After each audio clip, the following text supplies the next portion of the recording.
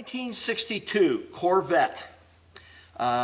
This is, from what we can determine, the original engine that this car was born with. It is a numbers correct engine, date coded correctly. It has the original cast iron intake manifold on it, WCFB carburetor on it, the correct air cleaner, all the correct ignition shielding just the way it should be.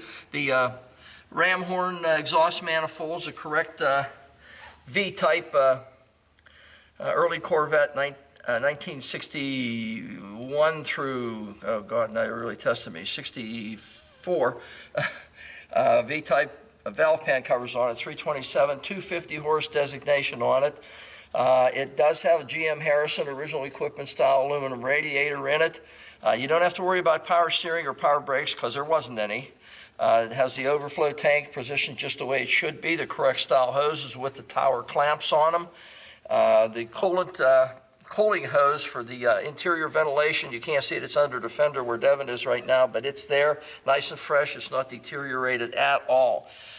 Excellent engine compartment on this thing. There's no leaks evident whatsoever on top. Everything is just the way it should be for this engine.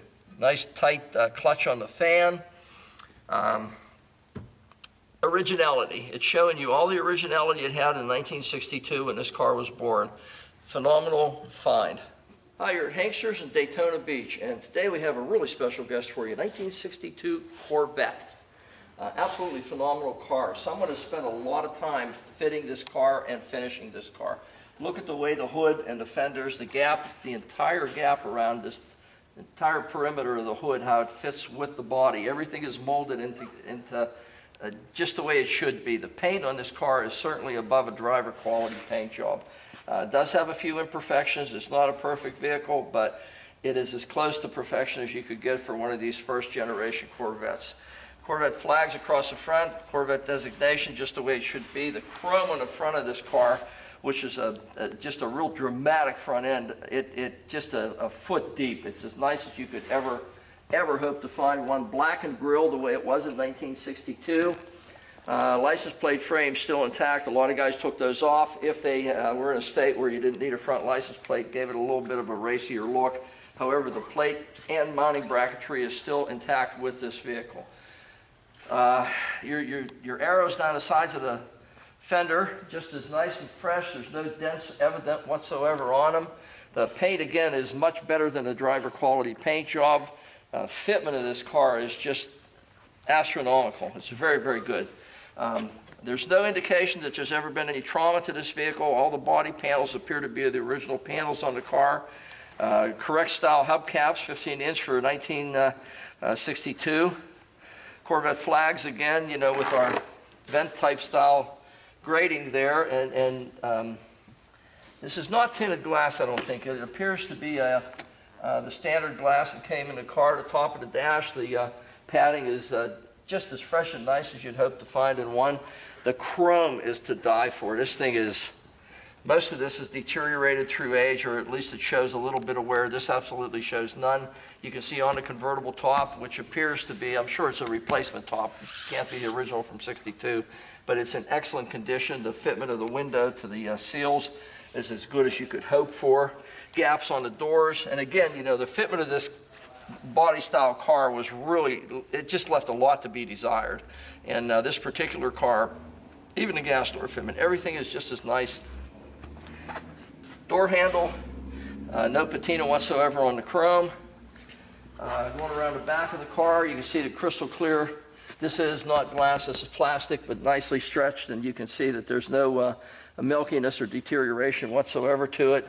The deck lid is just the way the hood was. You can see the fitment is just precise. Correct style antenna for 1962. Looking down the sides of the car, it's just as straight. There's no warbles or no deviations in the fenders, the door, or the quarter panels on this particular car. And again, this is all molded together on a Corvette. They're not separate panels. They are separate panels, but they're molded together in production. Back bumpers the same as the front, and the bumperette the same way. The chrome is just a foot deep on it. The deck fitment we were just talking about is the same as the hood, just as fresh and clean and nice as could possibly be.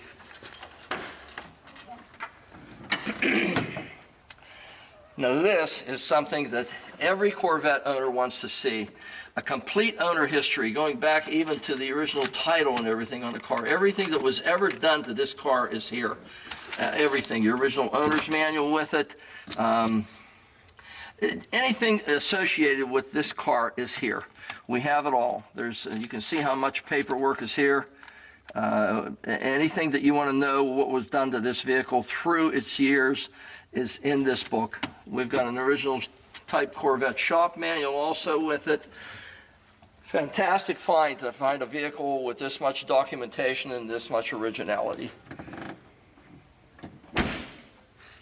Going around the side of it, passenger side, again, the fitment of this car is just phenomenal. I'm not used to seeing Corvettes that are fit this well.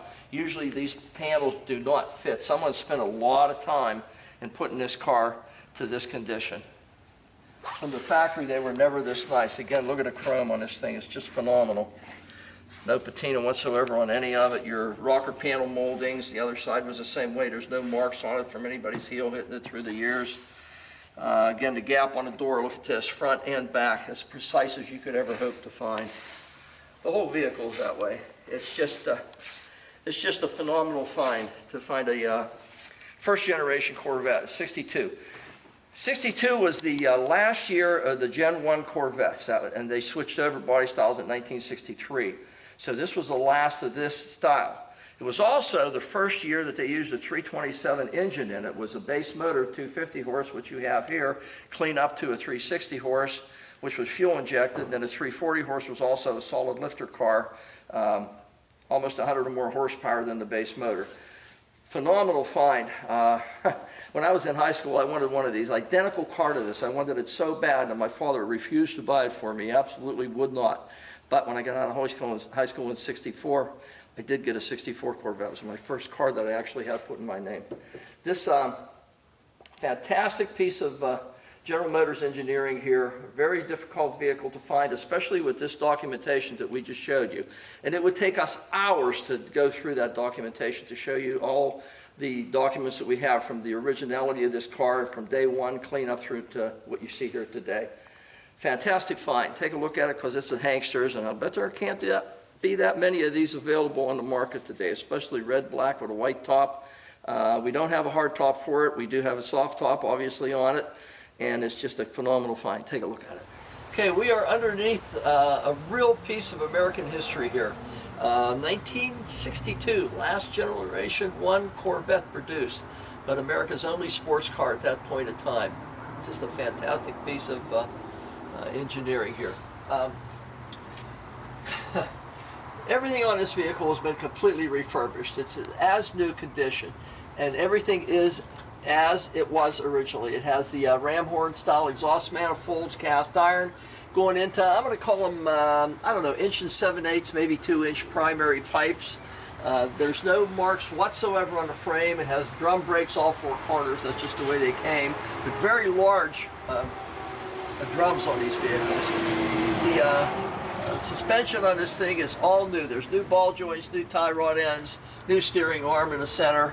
The frame itself has absolutely no deterioration. You can see that. And it is a full perimeter frame with an X brace in the center because of a convertible. There's no flex whatsoever in it. General Motors, Ford, everybody at that point in time was making an X-type system that tied into the perimeter type frame for these vehicles.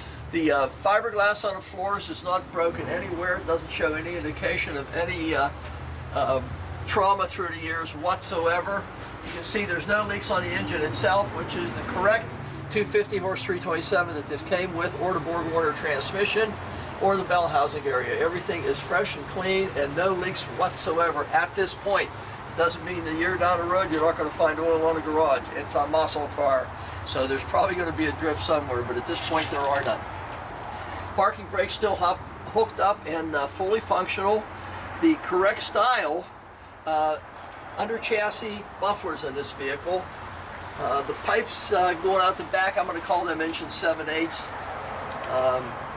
New shocks in the back. You can see the drum brakes in the back are huge, as the ones in the front were also. There's a rear sway bar in the front to complement the one in the back here that you see. The limiter straps, there's a limiter strap here. You can see that it controls the amount of down drop the rear end has whenever you go over a hoop-de-doo.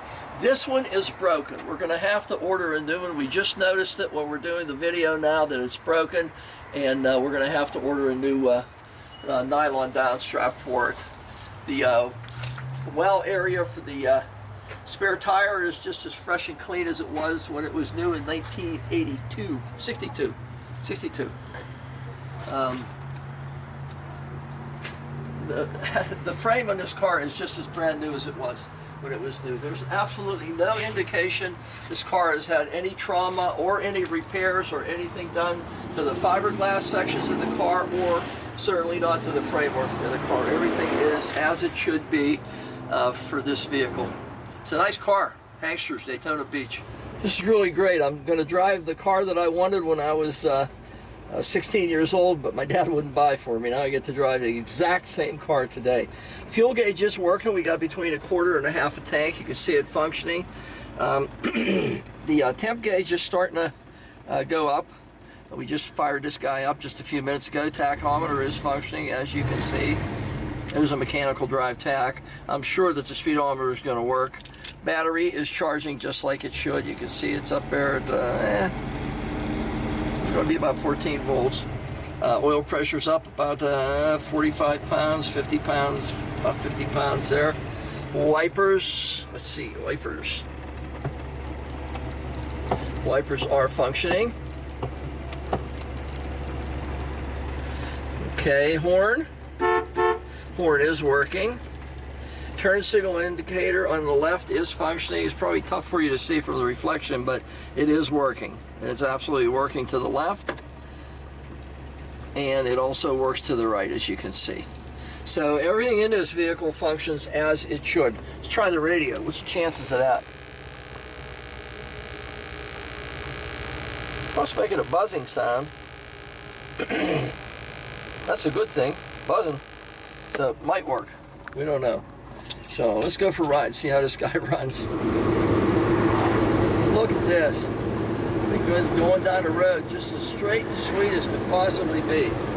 Speedometer working just as it should. It's not jumping around.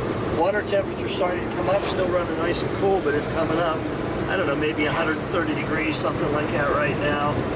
What a great car. Look at this. All right, let's do brakes, no hands. Let's see what happens there.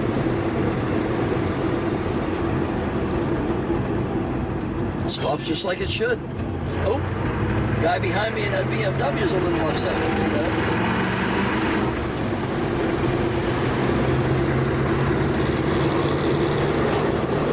Nice running car. Wow. I'd love to have this when I was 16 years old. This is a great car.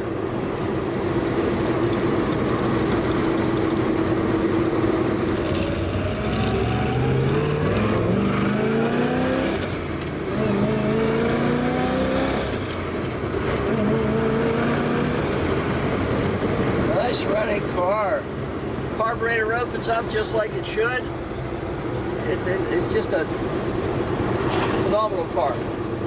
Everything's working as it should in this car. I can't believe it. It's how many years old now, and look at this. This car still drives like a brand new vehicle.